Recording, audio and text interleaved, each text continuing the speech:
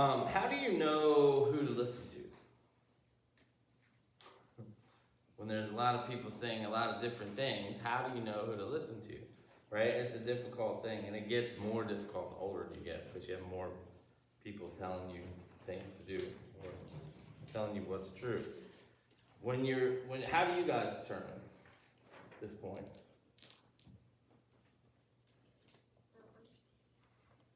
Have you ever? Let me lead into it then. Have you ever been told to do something by someone else that you shouldn't have done? I can think of a couple examples of the answer to that. Yeah. So the big question is, how do you know who you're supposed to listen to and who you're not supposed to listen to? Do your parents tell you, right?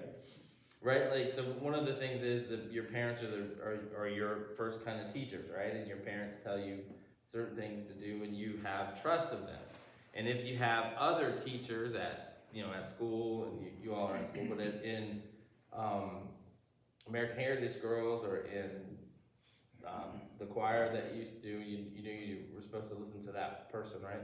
Because that person who was in charge of whatever that thing was had some kind of authority to speak, and you all should listen as participants in that thing. All right, so it's good to when people tell you what to do, that you have some kind of sense that they know what they're talking about, right? Have you ever heard this from your mother? Which I know is, if you told me that I shouldn't ask you questions I already know the answer to, is if such and such told you to jump off a bridge, would you jump off it? Have you ever heard that? Yes. Yes, right? Right? And so that means that is a old-fashioned, smart mom way of saying, don't listen to that person, they shouldn't have any authority over you, right? Or that voice might lead you to somewhere that you don't want to be. And so that's kind of your first example of hearing from somebody about the differences that some people might tell you to do things that are good, and some people might tell you to do things that are bad, and you got to figure your way through it, right? When you get older, there's a lot more of those, and the answers are more complicated often. One of the things that's in the Bible story that we read today is that Jesus starts speaking to a synagogue, and everybody's excited because it says that he teaches as one who has authority. But it's interesting, right after it, it says, not like the church leaders, or not like the synagogue leaders, the elders, the scribes, and the Pharisees. Which is interesting because it's them who are supposed to have the authority, but Jesus speaks as if he has it. And so it's an interesting thing. What we're going to be talking about in here today is how does that happen? What does that mean that he speaks with authority? What do we imagine that's like when we see it, right? And so it's all about that question of how do you know the truth and who to listen to. So let's pray to Jesus. Heavenly Father, thank you so much for sending Jesus to have authority that teaches us. It gives us a cornerstone on which we can build our faith and build our way of seeing the world so that we can know right from wrong and have a way to walk ourselves forward. And bless us as we do so that we may grow in all the ways that you would lead us to grow. In Jesus' name we pray. Amen.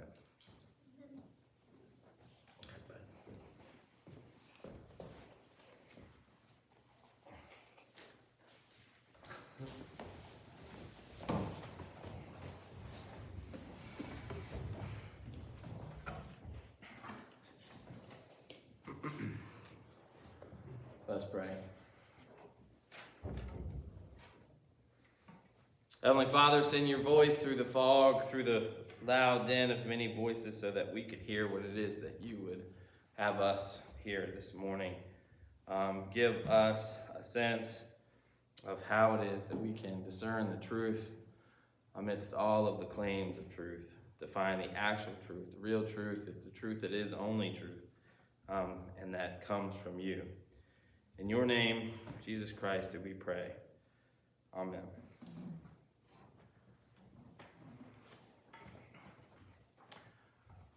2 weeks ago, we were talking about how fast the Gospel of Mark moves. And we're continuing with that. This story immediately follows the one from last week where Jesus called the disciples.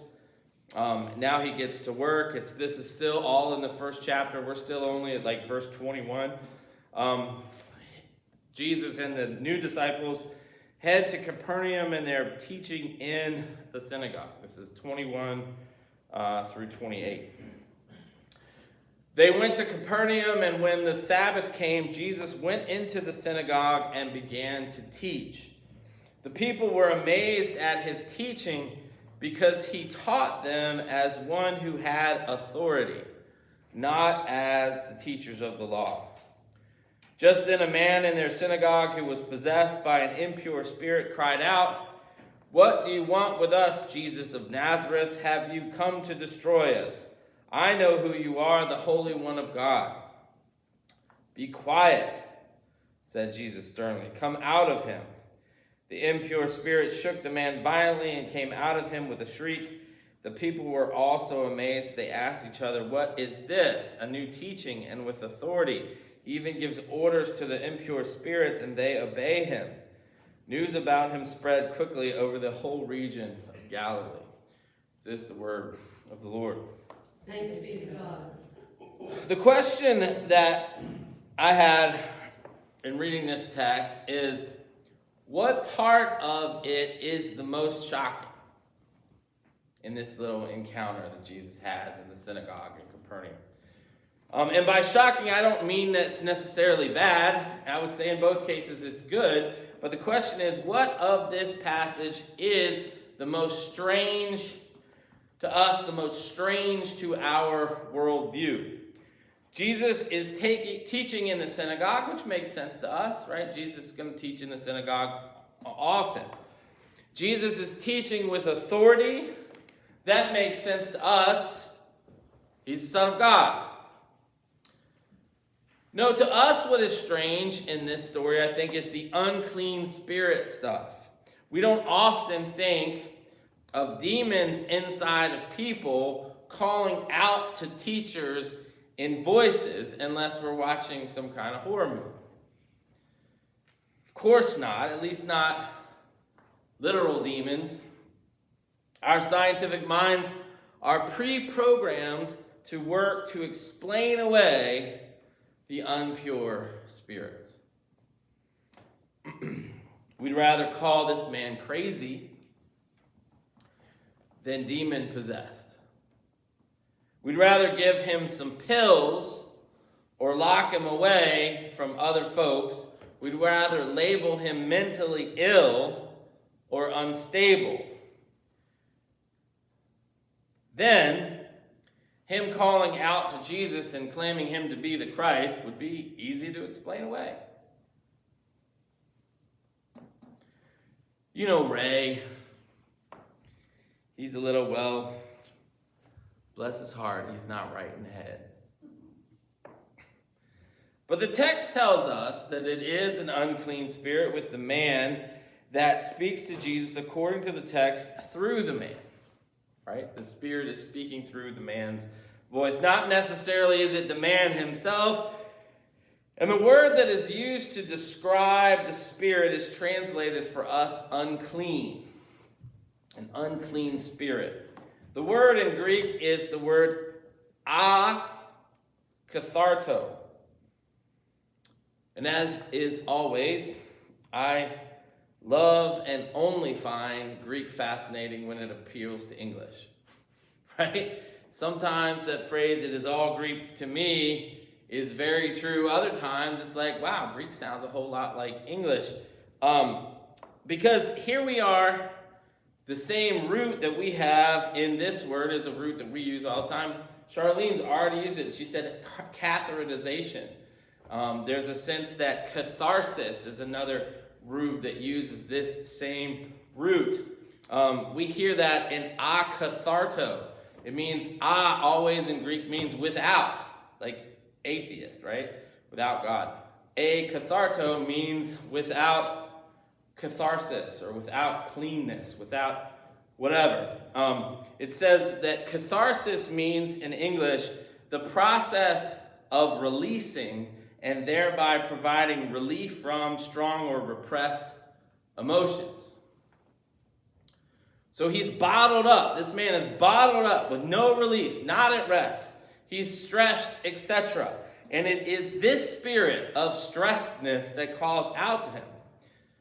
Another way to look at this word, unclean, is the second definition of catharsis, which means a purgation, to be purged. And I think that's from that definition you get the notion of unclean, right? We get a spirit unreleased from within. Jesus rebukes that spirit out of him. That's the part that we might find the most odd, frightening, concerning, or at least different from our everyday experience, because we don't normally see that kind of amazing healing. But it got me wondering what the audience there in the synagogue at the time would have found the most amazing. Because it says they are amazed by two different things. Yes, they are amazed by the healing power that Jesus, but every time it says that he's amazed, they're also amazed at the authority that Jesus has. The authority. And I think this is what they find to be most strange. It's probably not the miracle, the healing, the demon, all of those things, because that was very close to their understanding of the way their world worked. They understood the notion of sickness connected to demons and whatnot else.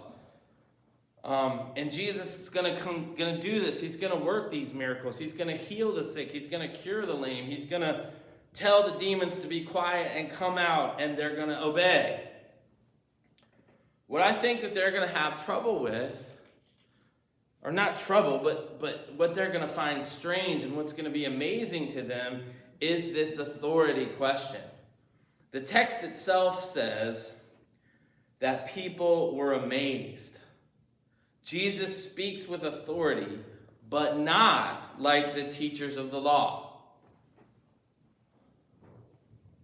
Remember last fall, we talked about power and authority. We talked about Jesus and the scribes and the elders, and this question of authority kept coming up often. They eventually asked Jesus outright towards the end of the Gospels, Jesus, what gives you the authority? Because we are the authority, and we don't remember giving it to you.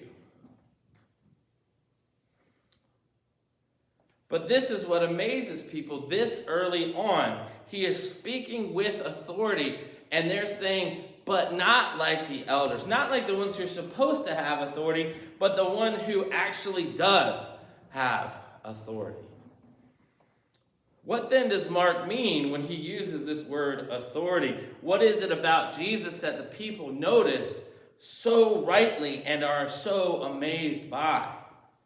Remember, we're not amazed by this because we've read the whole story. We've heard the whole story. We've heard all 4 versions of the story. We have seen this. We have studied it. We have done it over and over again. The idea of Jesus having authority is not interesting or amazing to us. It's a given. It's not a given to these people. It amazes them. What amazes these people early on is he is speaking with authority, not like the elders. The people can see through the elders. They can't see through Jesus. What gives the elders their authority, right? Their clothing, their titles, their hats. The bigger the hat is, the more authority that you're going to have. The building that they're in, right? This is the synagogue. This is their building. All of that gives authority. It's supposed to give authority. What gives Jesus this authority? What is it about him that they see? Does Jesus speak loudly? Or does Jesus speak softly? Does he use big words? Does he seem educated? Does he quote a lot of scripture all the time? Does he show how much he knows about the faith? Does he show how pious he is by the Bible readings that he chooses and the ones that he teaches from? We know he doesn't come from great wealth, so there's nothing flashy about his dress. Is there something about his eyes? If you were directing a movie and casting Jesus, and you knew that you had to show somehow that Jesus has authority, what would you have the actor do? Some directors, if you watch The Greatest Story Ever Told, if you watch some of the other movies about Jesus, they have Jesus speak slowly. They have Jesus always speaking off into space.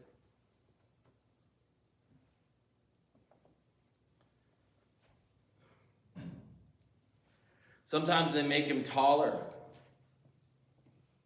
Sometimes they put special lighting around him. Sometimes they give him this knowing air about him. I think Ben-Hur probably does it the best because they don't show Jesus a lot. And when they do show Jesus, they do not show Jesus' face. Instead, they show the reaction of the people to Jesus. Jesus, camera's here.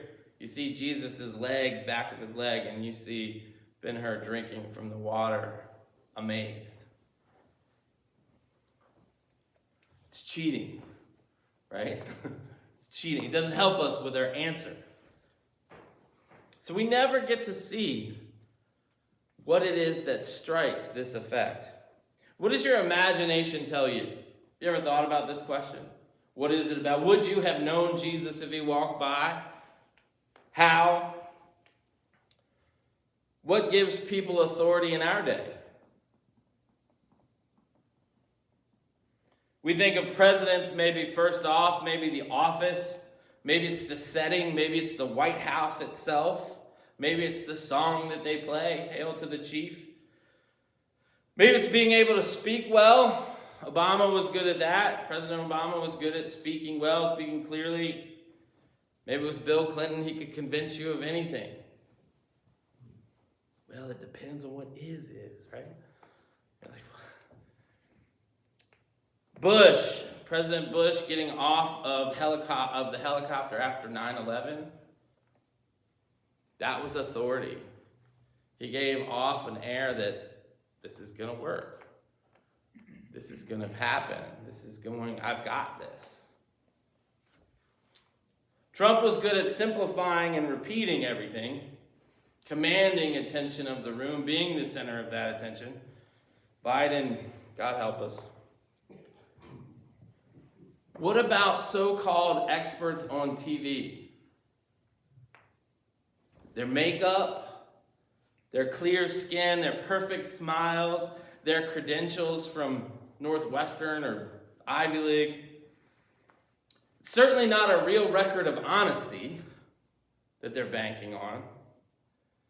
Or maybe they do, depending on what side you are. You never question this side or that side. You just go with, it's the logo behind them that says Fox News or CNN or MSNBC or News, whatever it is. That's what gives them authority, because if you're watching that channel and you're a fan of that channel, you don't question that channel.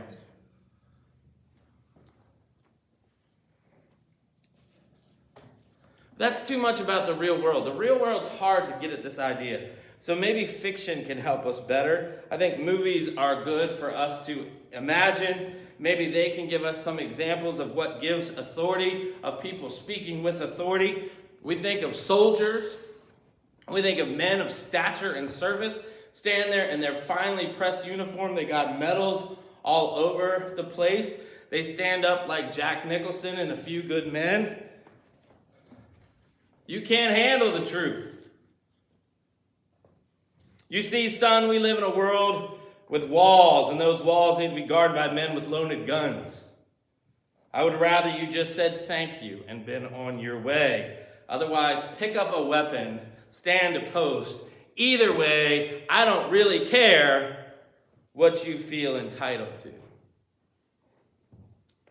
Maybe it's the beginning of Patton. Big, huge American flag behind George Patton. Medals, salute, trumpet, fanfare, all of that. Gruff voice. America is a winner and cannot stand losers. Never have and never will. Is that authority? I think of Rocky IV. The end of Rocky IV. He takes all the punches that Ivan Drago can give to him. And eventually, even the Russians in the stadium watching are cheering for him instead of their own countrymen. He's taken every blow. And by the end, he says, I've seen a lot of changing. The way that I felt about you and the way that you felt about me. In this ring, we see two guys killing each other. But I guess that's better than 20 million. If I could change, and you could change, everybody could change. The authority means that you've taken that beating, you've shown that toughness, because that's the way authority is shown in prison movies too. Think of my favorite, Cool Hand Luke. He wins everybody by taking every single one of Dragline's punches. He's got the authority even before he eats the 50 eggs. He's playing poker. He's got nothing in his hand. And he bluffs them out of their money. And he says, sometimes nothing's a mighty cool hand. Dragline says, my boy, Cool Hand Luke.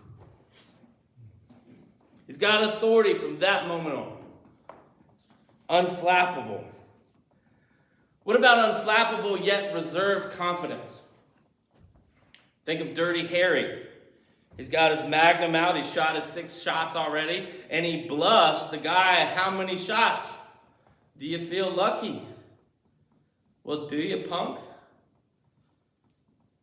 Speaking of Clint Eastwood, Blondie and the Good and Bad, the Ugly, he says there are 2 kinds of people at the end of the movie. He says there are 2 kinds of people. Men with loaded guns and men who dig. You dig. So is it the gun, the loaded gun, that gives the authority to speak? What about the Godfather? He never raises his voice. It's always slow, whispery. I'm going to give him an offer he can refuse. Of course, he's got the muscle behind him. What if it's passion? Sometimes it's passion. William Wallace in Braveheart. They may take our lives, but they'll never take our freedom. That army has never stood up. They've got horses with armor. Got a bunch of peasants with spears. What about Axel Foley, Beverly Hills Cop? That's my favorite one. You say you're not going to fall for the banana in the tailpipe? You got to say it with more passion, baby. Look, man, I ain't going to fall for no banana in my tailpipe. Maybe it's wealth and a show of success. Think of the movie Glengarry Glen Ross. A guy shows up, Alec Baldwin gives the salesman a pep talk. He tells them that there's a sales competition. He says, first prize is a trip, second prize is a set of steak knives, and third prize is you're fired. They ask, why do we need to listen to you? He says, because my car costs more than your house. And this watch costs more than your car. Wealth and success, in this case, are what you're supposed to listen to. Maybe it's education. It's a scene in Good Will Hunting with a guy in the bar trying to impress the girl about how educated he is. And he starts quoting all of these ideas from these books. Will, the real genius, comes up and says, do you have any thoughts of your own on this idea? Speaking of Good Will Hunting, maybe it's caring. Because Robin Williams' character holds the broken will and says it's not your fault.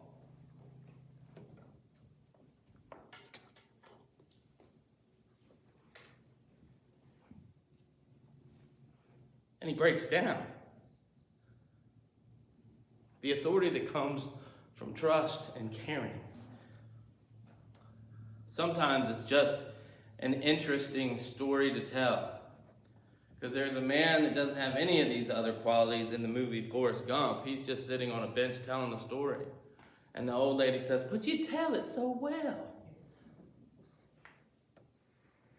People yell, people whisper, people adorn themselves with trophies, people pick their words carefully, people go to school, people go to work, people rest on their office, their position, people try to build up relationships first, people show they care, people stand aloof and attached.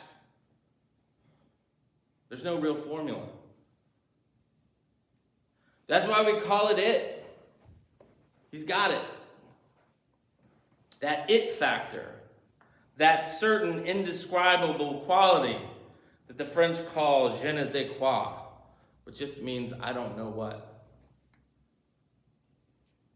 Jesus taught as one who has authority, not as the ones who have authority.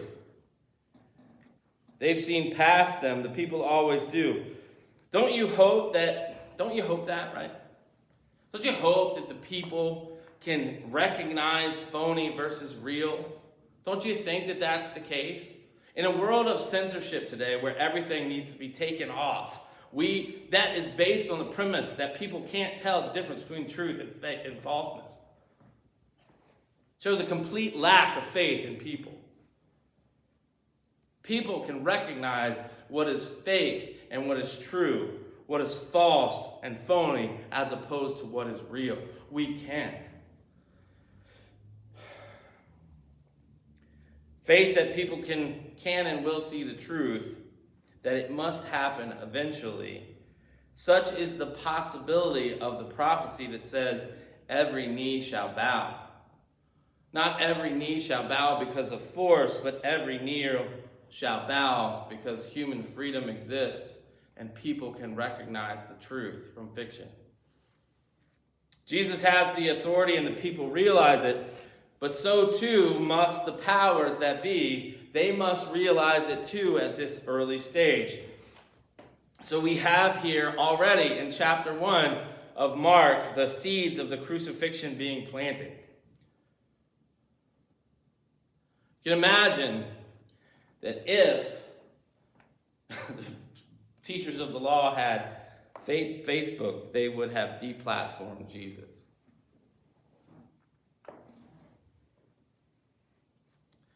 The other thing that is interesting in this passage is the fact that the unclean spirit does something here in chapter 1 that no one else does until Peter does it way later in the gospel.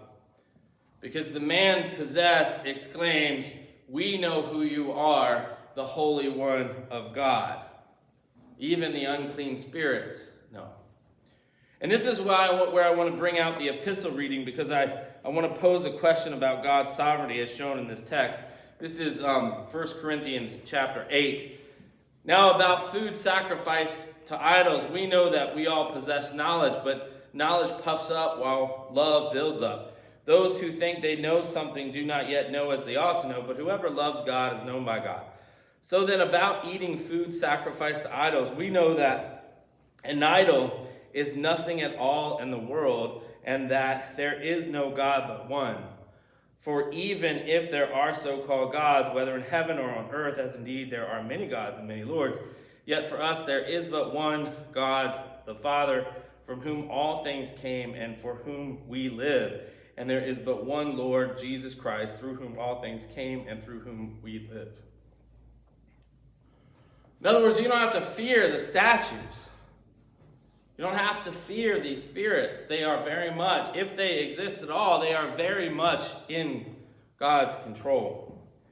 One God, one Father, one power in the universe, one God, and God has a monopoly on all of those things. Jesus speaks with the authority of that monopoly. Question always comes up, as it did in Bible study, I think probably even a couple years ago at this point. which is, if God is the only God and no other gods have power, exist, etc., how come those Egyptian magicians can turn their sticks into snakes? Ever come across that question? One way of answering that question is to talk in a way as literary. Say they just say it in the story to show God's power because it's a metaphor, it's a myth, whatever. Not compelling, really, because if you wipe away those miracles, where do you stop and what do you have left when you do that? The other way, though, is to suggest that God enabled that ability too. Why? To show his glory, to harden the heart of the Pharaoh, to turn the wheels in the proper direction, to humble, then harden, then humble, then harden, then humble, then harden, then humble, then harden, then humble, then harden the Pharaoh's heart until he finally relents for real. In this story, we have the same. If there is an unclean spirit within this man, and he speaks out to Jesus, the authority question is answered the same. Jesus has unflinching authority even over whatever that spirit is, because he speaks from the authority of the monopoly. There is only one God above all others, and Jesus is his Son. And from that point, and that point alone, do we answer these questions of authority. And we should always remember that answer when we do all things in our lives, including coming to the table, the very table the one who has authority invites us to. As we prepare for the table, may we sing the hymn, "The Solid Rock," which is on the reverse side of the bulletin.